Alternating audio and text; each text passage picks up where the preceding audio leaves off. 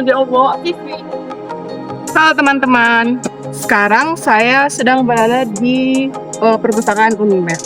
Nah, di sini saya akan menganalisis dua foto yang berasal dari RMJ Jerman. Bagaimana keseruannya? Yuk ikuti saya.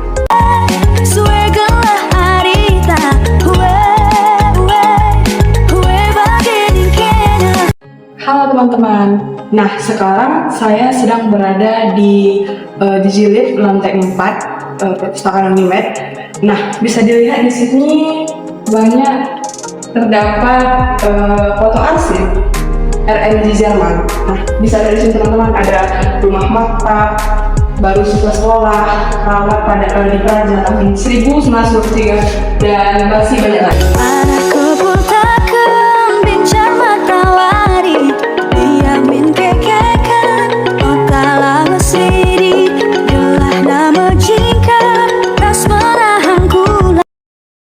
Namun teman-teman, dari beberapa foto arsip RMJ Jerman yang berada di sini, ada dua foto arsip yang menarik perhatian saya. Apa saja itu? Yang pertama itu ada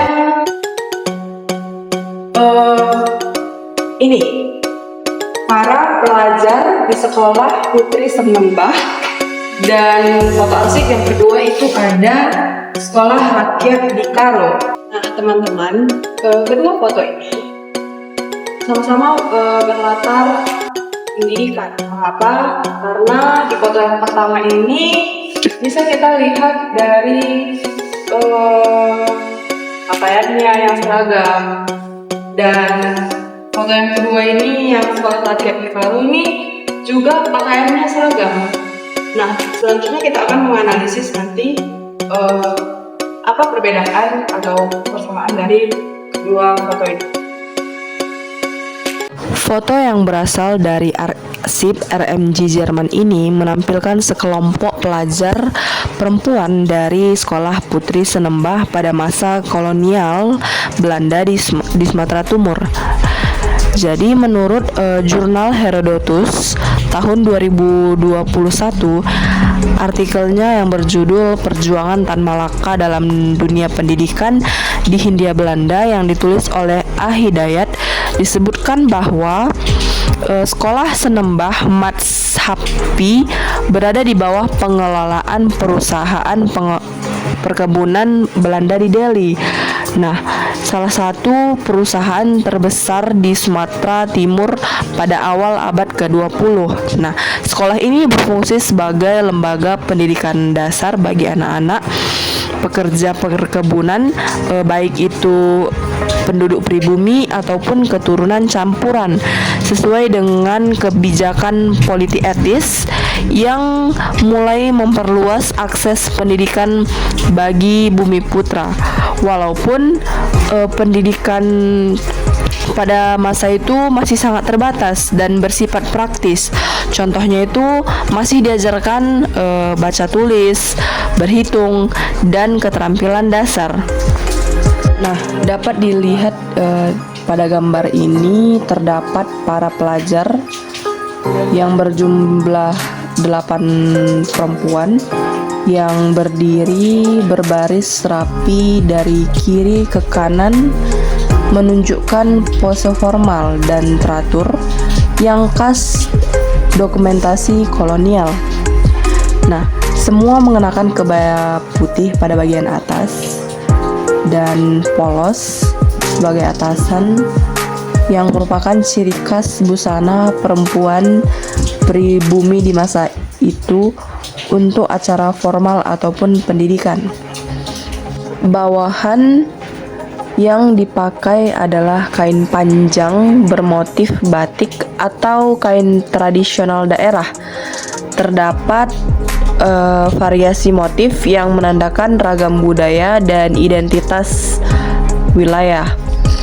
Beberapa motif tampak berupa ukiran batik tradisional.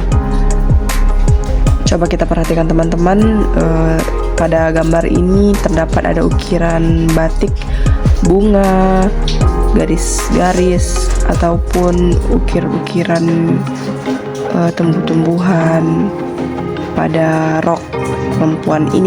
Dapat kita lihat pada video ini, semua pelajar berdiri dengan pose yang sangat seragam. Tangan berada di samping tubuh, lurus namun santai, tidak menampakkan gestur yang berlebihan. Posisi tangan yang rapi dan seragam ini menunjukkan kontrol dan kedisiplinan yang diajarkan oleh sekolah, yang biasa terjadi di sekolah kolonial formal. Tidak ada pelajar yang menunjukkan pose tangan yang bebas atau individual.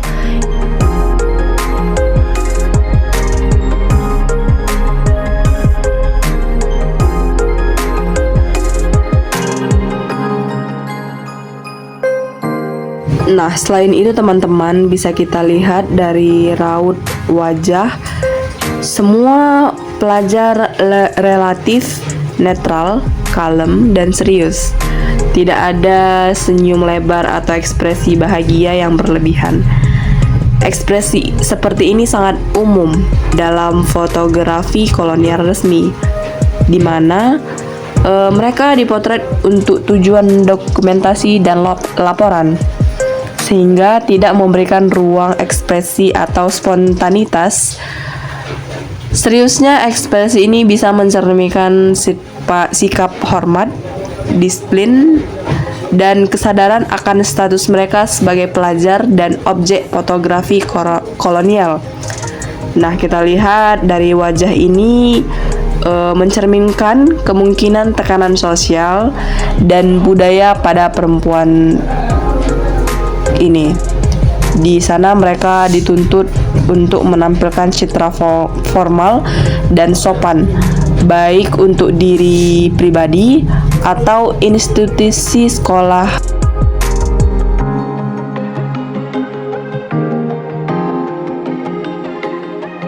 Jika dilihat pada bagian bawah, terdapat beberapa pelajar dalam foto tampak memasang posisi kaki sedikit miring ke samping. Jadi, posisi kaki yang miring ini adalah ekspresi kombinasi dari instruksi pose formal dan kenyamanan berdiri alami dalam situasi pengambilan foto secara resmi. Kalau lebih diperhatikan lebih dalam lagi, di bawah foto ini terdapat tulisan kolonial Belanda yang tulisannya itu Majesty the School for Latin Heaven and New in the Fermented School Worken. Nah, yang artinya jika diterjemahkan ke dalam bahasa Indonesia itu adalah gadis-gadis yang meninggalkan sekolah dan kini bekerja di bagian fermentasi. Hal ini menjelaskan bahwa tujuan pendidikan di sekolah putri ini adalah menyiapkan perempuan agar memiliki keahlian dasar untuk langsung bekerja pasca sekolah, bukan melanjutkan pendidikan atau mendapatkan pekerjaan dengan status yang lebih tinggi. Nah, jadi foto yang kedua ini adalah sekolah rakyat di Karo. Nah, menurut Sohibudin dan Maimun, sekolah rakyat atau folk school ini pada masa kolonial Belanda adalah institusi pendidikan yang dikelola oleh pemerintah kolonial sebagai bagian dari kebijakan pendidikan untuk Bumi Putra. Nah, jadi sebenarnya target peserta didik di sekolah rakyat ini adalah diperuntukkan bagi kalangan pribumi dari lapisan bawah yang bukan dari golongan ningrat atau priai. Kemudian sekolah rakyat ini mulai menyebar di daerah-daerah di Indonesia termasuk Tanah Karo. Hal ini juga sesuai dengan pendapat oleh Ranika Bruginting 2014. Jejak sekolah rakyat di Tanah Karo ini semakin kelihatan dengan berdirinya sekolah misi Katolik di Kabanjahe dan sekitarnya. Hal ini juga didukung oleh Pastor Elpidiu van Duyenhoven OMF, juga membuka sekolah rakyat ini di Tanah Karo, tepatnya di Sukajulu. 3 Jumpa sekitar tahun 1937 sampai 1939. Nah, dan menariknya, salah satu pahlawan Tanah Karo yang terkenal adalah Jamin Ginting. Ini juga mulai bersekolah di folk school atau sekolah rakyat di desa kelahirannya. dari tahun 1927 sampai 1930. Nah, jika kita perhatikan lebih dalam lagi teman-teman, nah di dalam foto ini terdapat kayu atau meja yang terbuat dari kayu yang sederhana. Nah, bisa kita lihat juga ruang kelasnya yang begitu sederhana, masih sangat belum semodern yang sekarang. Terus sekelompok anak-anak juga, ada yang menghadap ke kamera, ada yang terlihat bingung, ada yang mukanya serius. Nah, terlihat juga, bisa kita lihat di dalam gambar ini, kemungkinan mereka itu memakai baju warna putih yang menandakan bagaimana gaya berpakaian sehari-hari pada masa kolonial Belanda, khususnya pada masa sekolah rakyat tersebut. Nah, jika lebih dalam lagi, di bagian ada satu perempuan yang mengenakan kalau dikatakan di orang Karo itu adalah tudung. Tudung itu menurut jurnal Intelek Insan Cendekia, nah tujuan pemakaian tudung ini pada perempuan Karo khususnya adalah menandakan kesopanan dan nilai pada masa itu. Menurut Van Brunessen 2015, sekolah rakyat masa kolonial memang didesain untuk memperkenalkan pengetahuan dasar pada masyarakat luas agar terbentuk tenaga kerja terdidik yang loyal pada pemerintah kolonial. Bisa kita lihat pada foto yang kedua yang berjudul Sekolah Rakyat di Karo. Ini menunjukkan suasana belajar mengajar di sebuah kelas dasar yang diikuti oleh anak-anak, baik laki-laki maupun perempuan.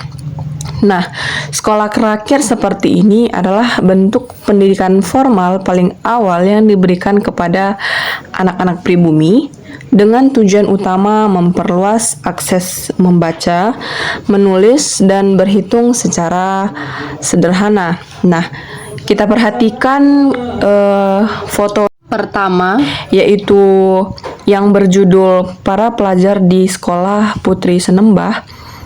Itu menampilkan sekelompok siswi yang telah lulus sekolah putri dan diarahkan untuk bekerja di industri benang fermentasi seperti tertulis dalam keterangan berbahasa Belanda. Nah, menurut Gautama 2016, sistem pendidikan pada masa itu dalam tanda petik memainkan peran penting dalam modernisasi sosial dan ekonomi. Meski tetap terdapat pembagian tugas dan hak berdasarkan gender ataupun kelas sosial.